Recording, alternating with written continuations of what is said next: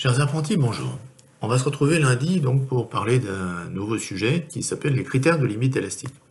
Les critères de limite élastique, donc, c'est quelque chose qui est relativement important en mécanique, et notamment pour faire du dimensionnement, parce que jusqu'à maintenant, on a traité des problèmes de mécanique des solides déformables en supposant que le comportement était élastique.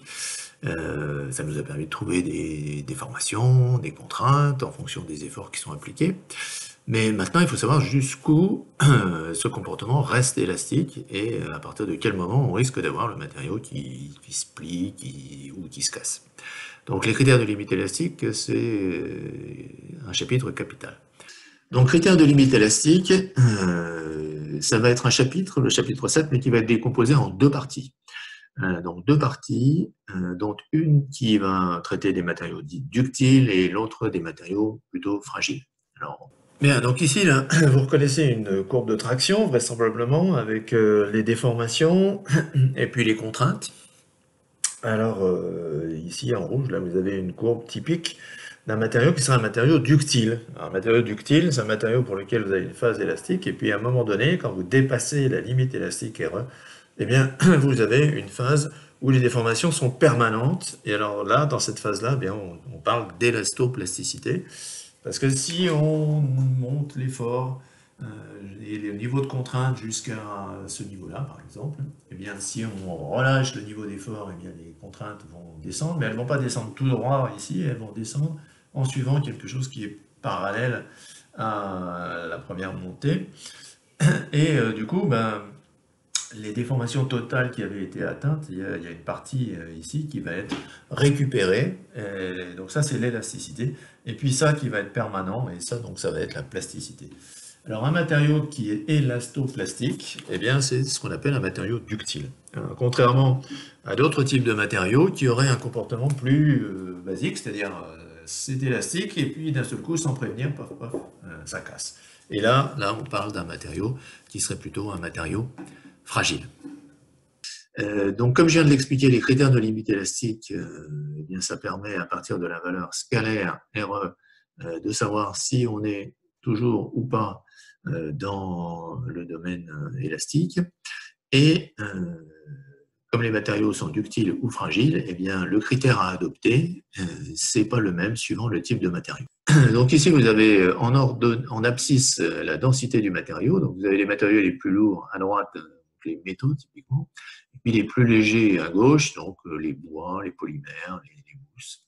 Puis au milieu, ben, des matériaux composites qui sont un peu intermédiaires. Alors, ce qu'on peut voir sur ce graphe-là, d'abord, c'est deux choses. Si je prends, mettons, un acier, ben voilà, un acier, on est aux alentours de 8, 7,8 kg par mètre cube, et on voit qu'on n'a pas une résistance pour l'acier, mais on a quasiment une décade de résistance pour les aciers, donc suivant l'influence de leur élément d'alliage. Que dire de plus sur ce graphique? Bon, donc là, pour chaque matériau, en fait, ou chaque famille de matériaux, on est capable de trouver dans la bibliographie des valeurs de résistance. La question, c'est qu'est-ce qu'on peut en faire par rapport aux matrices des contraintes qu'on a calculées dans les exercices qu'on a pu faire ensemble.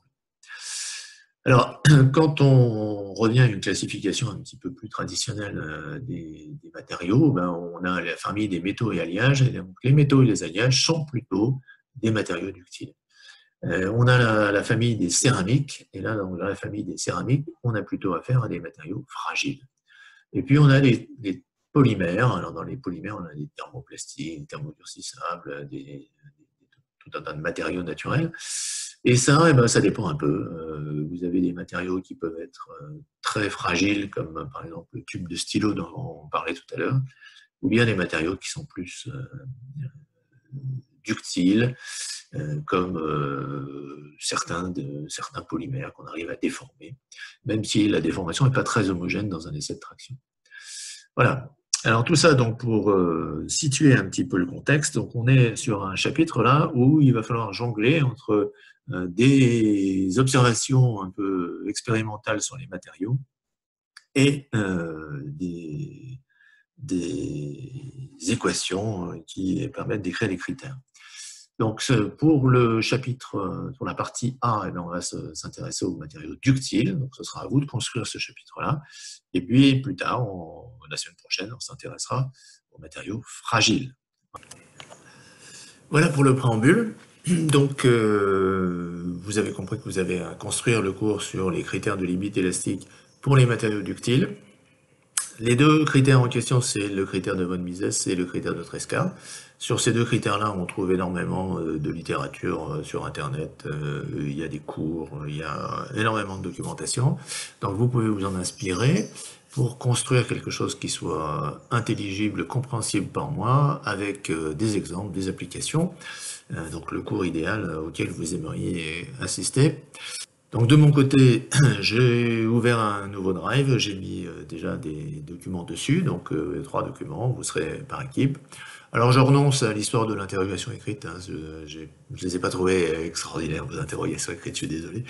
Euh, Par contre, les cours étaient vraiment intéressants et bien construits, donc je pense qu'on va se focaliser là-dessus. Ensuite, moi je vous donnerai ma version et vous pourrez répondre à mes petites questions de quiz pour vous préparer au travail dirigé de jeudi. Je vous souhaite de passer un excellent week-end, confiné bien sûr, et je vous dis à lundi.